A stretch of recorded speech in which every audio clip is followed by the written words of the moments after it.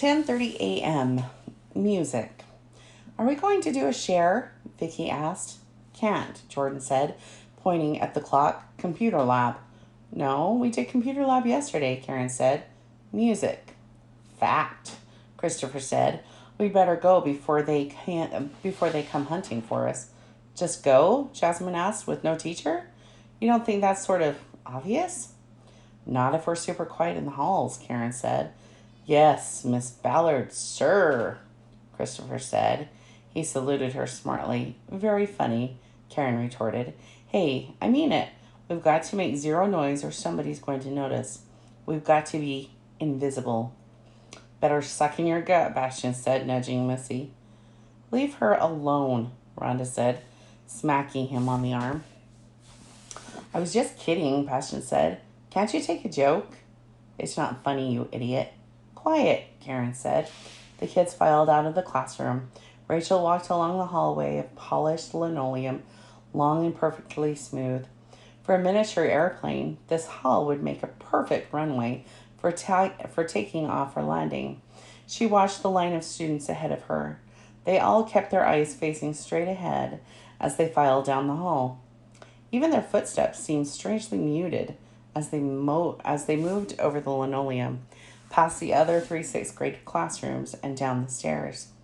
The column made a smooth right onto the central corridor, and then another right into the all-purpose room that was used for music. Inside, Mrs. Ickeringel, the music teacher, was waiting for them at the piano. She was a stocky, red-faced woman wearing glasses and a button that read, Music is my life. Welcome, she said. Please take your places, boys and girls. Chop, chop. Come now, we don't have much time. Class 6-238 assembled on the riser, sopranos to the left, altos to the right. Rachel had no intention of singing, but she took her place with the altos as she always did. Wedging herself between Missy and Jasmine, Rachel got a mental image of Tommy Feathers, face bright and eager, singing in last year's winter concert. He sure loved to sing. It didn't seem to matter to him in the least that he couldn't carry a tune in a bucket, as they say. Mrs. Ickeringhill played a few piano notes to the song, a stirring melody with lyrics taken from the poem on the Statue of Liberty. Rachel stood quietly as the kids began to sing around her. Today, their voices combined to make a clear, strong sound. Give me your tired, your poor, your huddled masses yearning to breathe free. The wretched refuse of your teeming shore. Send these, the homeless tempest tossed to me.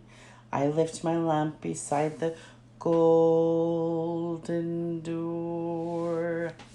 Wonderful, Mrs. Ickeringhill cried. She sat up and looked at them surprised. You've got spirit today. You've got juice. Again. Let's take it from the top. They sang it again, and the song sounded even more beautiful than before. So much so that Rachel could feel the beginnings of a sound rising from some deep buried place at the bottom of her chest, itching to join in, and it was everything she could do to keep that sound down. 11:13 a.m. Snack. Back in room 238, kids took out their snacks along with their math books. In her backpack, Rachel found carrots and, yes, a bag of vinegar and salt-flavored potato chips. She knew the chips were bad for her, full of fat, laced with chemicals and dye, almost green-colored, but she didn't care, and today Mom had given her an extra-large bag. She opened it, took out a bunch, and offered it to Missy. Oh, I can't, Missy sighed. My mom's got me on another diet. Rachel glanced beyond Missy's desk to where Sean was sitting.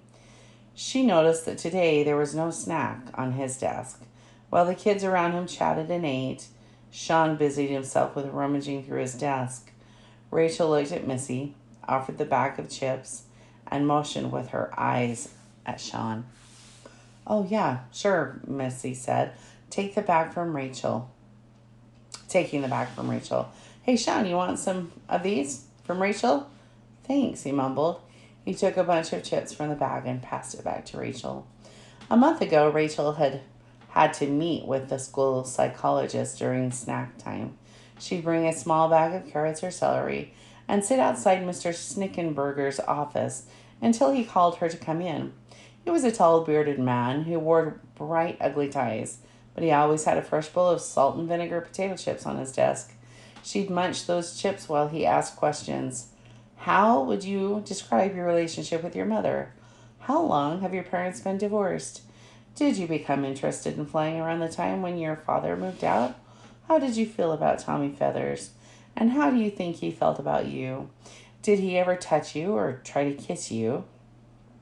Sometimes she'd answer his questions with written notes, but mostly she just listened, nodded her or shook her head, and savored those chips, the delicious chemical tang they left on her tongue.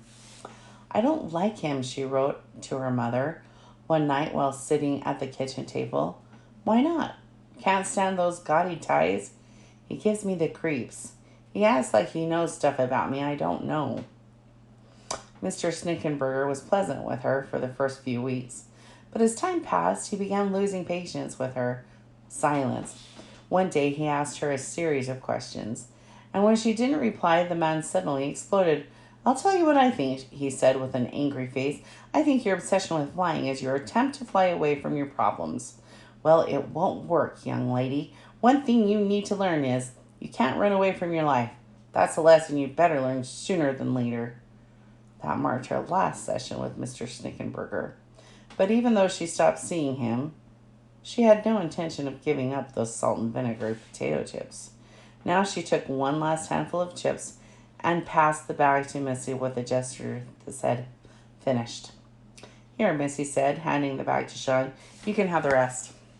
Rachel saw the pleasure in Sean's eyes and was glad she left him a lot.